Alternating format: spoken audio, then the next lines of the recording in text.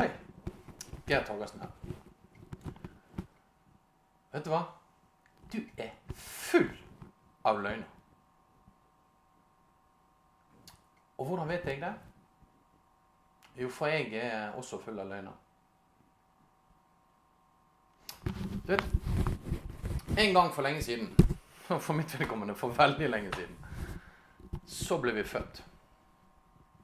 Og jeg tror jo at i det øyeblikket vi var født, så var vi full av sannhet. Vi visste intuitivt hva som var bra for oss. Vi utviklet etter hvert også en evne til å inkludere våre omgivelser i det som vi kunne gjøre for at ting skulle bli gode dager for oss og våre omgivelser. Men så, i møte med verden, i møte med hendelser og personer som jo livet er fullt av, vi lever blant menneskene alle sammen, så plantes der inn løgner i oss. Løgner om hva vi er, men som ikke vi er i virkeligheten. Løgner om alt det vi ikke kan. Løgner om alt vi bør gjøre, men som ikke er riktig for oss og våre omgivelser i fellesskap at vi gjør. Vi fylles opp med løgner som i praksis blir våre begrensninger. Vi fylles opp med noe i oss som saboterer det vi gjør, det vi tenker, det vi sier. Det er akkurat som om alle disse løgnene legger seg som et lokk over den sannheten som finnes inni oss. Den sannheten som vet at du er utrolig verdifull.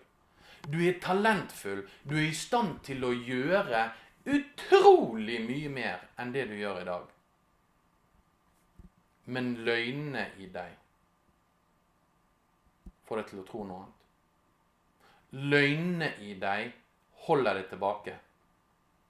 Og derfor så tror jeg at det å være på jakt etter disse løgnene som vi har inni oss, kle de naken,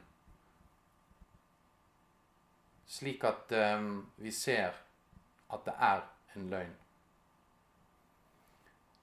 Det er kanskje noe av det viktigste vi kan gjøre for å komme inn til sannheten. Sannheten om hvem vi er, og hva vi er i stand til å skape, hva vi er i stand til å være. Og gjennom det få uendelig mye flere gode dager.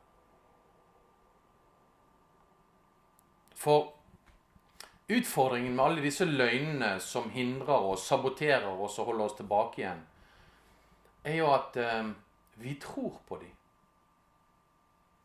Når denne stemmen inni hodet sier til meg at «Nei, dette klarer du ikke, Geir. Dette er ikke du flink nok til. Nei, du kan ikke gjøre dette. Tenk hva folk sier da. Tenk om du blir kritisert. Tenk om noen ser hvem du virkelig er.» Alle disse tankene tror vi på. Jeg tror på dem. Jeg tror at det er det jeg er. Alle disse begrensende tankene mine. Og i noen tilfeller så kan jo resultatet av det bli at vi blir ordentlig deprimert. Skikkelig deprimert. For vi tenker at når jeg tenker så mye søppeltanker oppi huet mitt, så må jeg jo være et dårlig menneske. Men du er ikke det.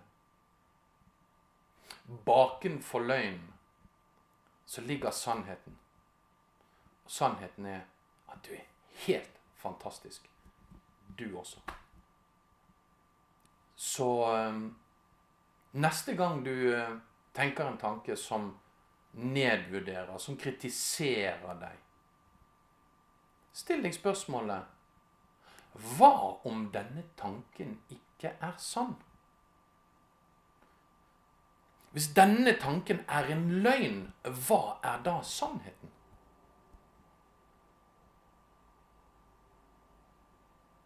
Så kan det være du gjør en spennende oppdagelse. At du får noen glimt av det vidunderlige, det fantastiske, det kraftfulle mennesket som også du er.